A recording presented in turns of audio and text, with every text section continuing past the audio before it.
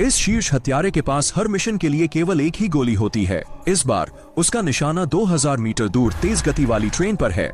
Train 500 kilometre प्रति घंटे की गति से चल रही है। जैक रेंज फाइंडर स्कोप से नजदीक शूटिंग दूरी निर्धारित करते हैं। यह 1240 मीटर की ऊंचाई है। इसके बाद वे सावधानी पूर्वक हवा की गति और दिशा को मापते हैं। हवा की नमी मापकर इन आंकड़ों से स्नाइपर राइफल की दिशा समायोजित करते हैं। अंत में गोली लॉड ऑन चैम्बर करते हैं और निशान के प्रकट होने का चुपचाप इंतजार करते हैं। ट्रेन पटरी पर तेज गति से जाने के दौरान अपने हाथों को कभी कभी हिलाते हैं ताकि उनकी उंगलियां जकड़ न जाएं, और जैक स्कोप से चल रहे लक्ष्य पर निशाना साधते हैं। जैसे ही वह ट्रिगर खींचने वाले थे, उन्होंने लक्ष्य के बगल में एक छोटी लड़की को देखा, इसलिए वह स्नाइपर राइफल को जल्दी बाएं घुमा देते हैं। जैसे ही ट्रेन सुरंग में प्रवेश करती है, वह बिना झिझक ट्रिगर दबाते हैं। मिशन के बाद उनके साथी सीन की तस्वीरें लाते हैं और जैक की सटीक शूटिंग की सराहना करते हैं। लेकिन उम्र के साथ वह इस शॉट से संतुष्ट नहीं है। उसकी सटीकता और प्रतिक्रिया पहले जैसी नहीं रही हैं।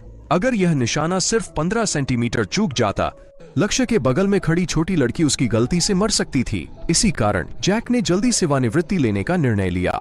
उसी समय CIA को जैक की सेवानिवृत्ति की जानकारी होती है और वह उसे रहने के लिए भेजते हैं, लेकिन जैक दृढ़ निश्चयी हैं और प्रस्ताव अस्वीकार कर देते हैं।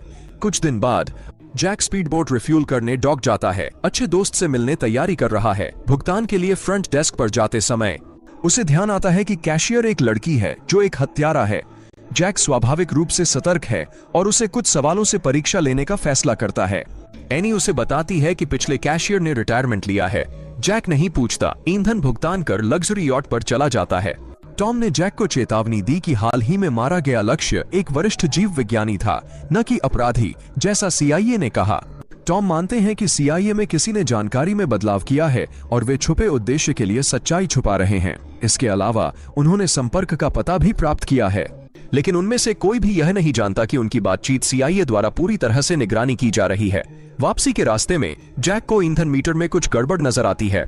उसकी स्पीड बोट का ईंधन मीटर सतर्क जांच से स्टीयरिंग व्हील नीचे लिसनिंग डिवाइस मिला। वह तुरंत एनी को सोचता है और जैक जल्दी वापस लौटकर एनी से मिलता है। चुपचाप उसे लिसनिंग डिवाइस सौंप रहा है। जैक जानता है कि एनी CIA के लिए काम करती है, लेकिन और जानकारी नहीं चाहता। CIA निदेशक सोचते हैं जैक को लंबे समय प्रशिक्षित करने के बाद जब वह उनकी सेवा नहीं कर सकता, वे उससे छुटकारा पा सकते हैं। उस रात जैक को अचानक उसके फोन पर एक परिधीय अलर्ट प्राप्त होता है। कोई उसके घर की ओर बढ़ रहा है।